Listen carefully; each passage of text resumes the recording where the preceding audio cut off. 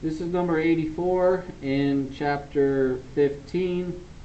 It basically is asking us what is the volume of a concentrated sodium hydroxide solution.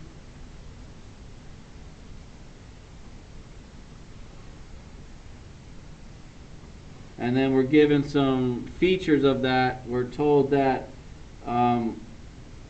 we have a 15% solution by mass.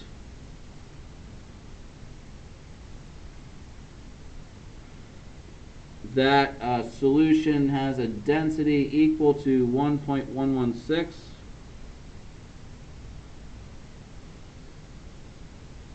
They also tell us the volume of solution is equal to 5 liters.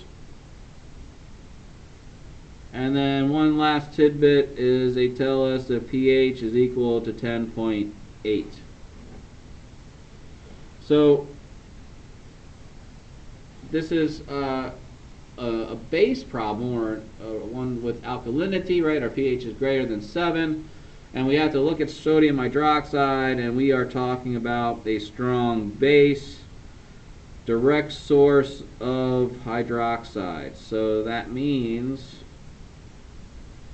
just like we can do for strong acids, we can do for strong bases. The concentration of sodium hydroxide is equal to the hydroxide concentration.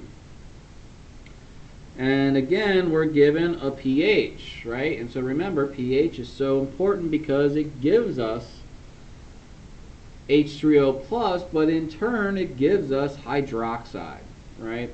And so from this information, we need to determine what is the volume of a concentrated solution, a stock solution that we would need to use and then dilute to 5 liters to get a pH of 10.8. And so I would use the relationship between pH and pOH. Right, pH plus pOH equals 14. So that means our pOH would be equal to 14 minus our pH, or 14 minus 10.8,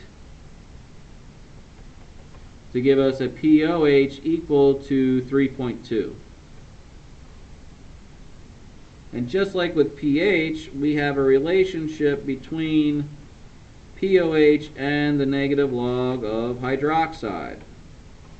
Or if we rearrange that we can solve for our hydroxide concentration by taking base 10 to the negative pOH, which would be 10 to the negative 3.2, which would equal 6.309 times 10 to the negative 4th molar. And so that equals hydroxide concentration, but remember this is a strong base, so that also equals sodium hydroxide, at least that initial concentration that we are looking for. So we use the pH to get the pOH, ultimately to get us our hydroxide concentration. So remember, pH is very important. It allows us to get at both H3O+ and OH-.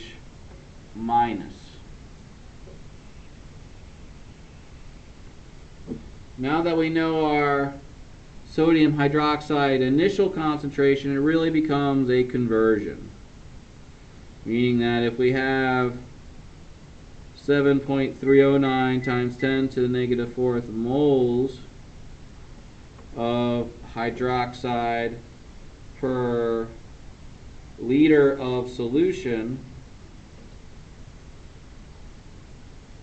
we can now use that to convert, right?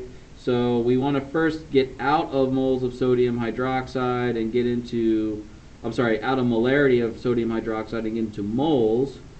So we use our volume to get into moles of sodium hydroxide, and then we're going to use the mass of sodium hydroxide, 40 grams per mole, the molecular mass, to get out of moles of sodium hydroxide and to get into grams. Once we're into grams of pure sodium hydroxide, we want to get into solution, and we're going to use the mass percent. For every 100 grams of solution, there's 15 grams of that sodium hydroxide. And so those guys cancel out. And then the last bit, we're in grams of solution. We need to use the density.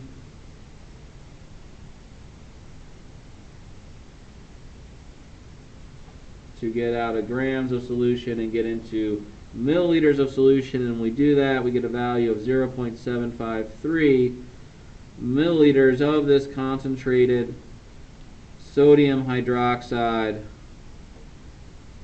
solution. And that is number 84 in chapter 15.